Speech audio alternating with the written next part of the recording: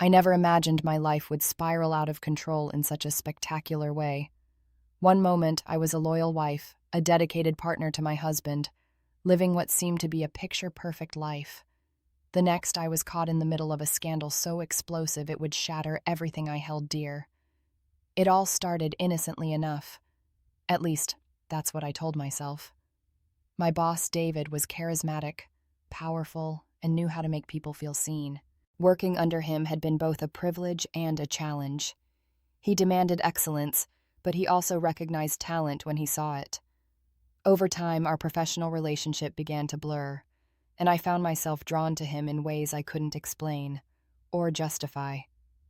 The late nights at the office became more frequent. What started as collaborative work sessions turned into long, intimate conversations about life, ambitions, and dreams unfulfilled. He had this way of looking at me, as though I was the only person in the world. It was intoxicating, and before I knew it, I was in too deep. I didn't plan for anything to happen. I'd convinced myself that I was in control, that I could keep things professional despite the growing tension between us. But one night, after a particularly grueling day at work, David suggested we grab dinner. "You deserve a break," he said, his voice warm and persuasive.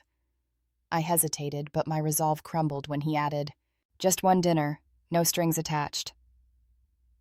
The restaurant was intimate, with dim lighting and soft music that made it easy to forget the boundaries we were crossing. We talked, laughed, and shared stories we'd never told anyone else.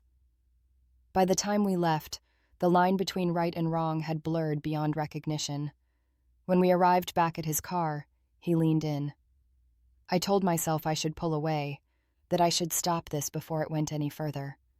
But I didn't. His kiss was electric, sending shockwaves through my body. It was a moment of pure surrender, and I knew then that there was no turning back. The affair began in earnest after that night. We were careful, or so we thought. Meetings in discreet locations, stolen moments in his office when no one was around. The thrill of secrecy was addictive, and I became reckless in ways I never thought possible.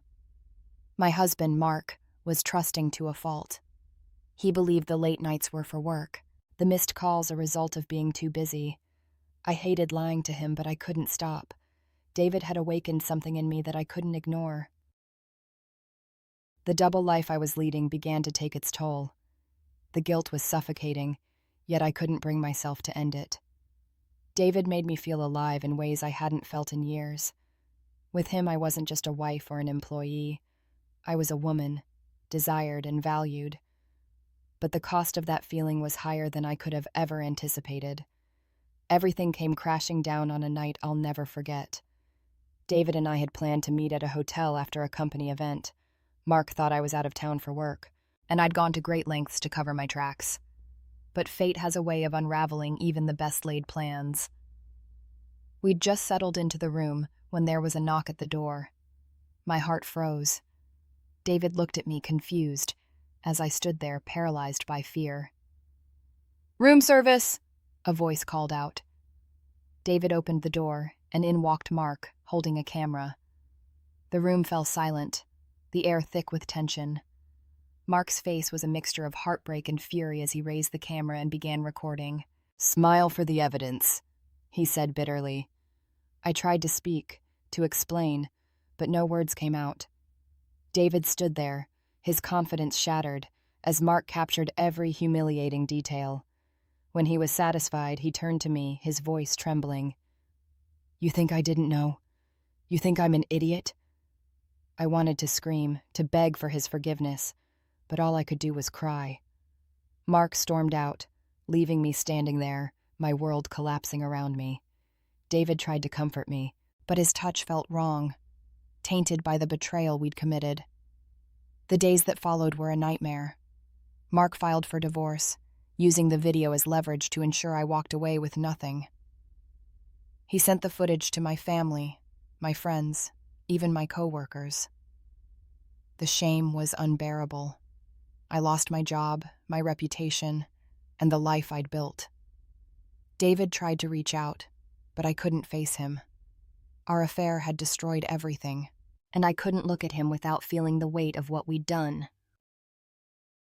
In the aftermath, I've had to confront the choices that led me here. I've spent countless nights replaying the moments that brought me to that hotel room, wondering how I could have been so blind, so selfish. Mark deserved better, and so did I. The road to redemption is a long one, and I'm still walking it. I've sought therapy, trying to understand the void I was trying to fill with David.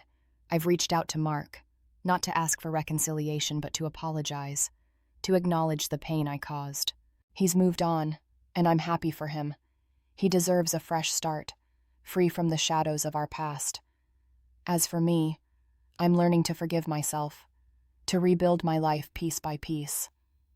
The affair was a mistake, a catastrophic lapse in judgment, but it doesn't define who I am.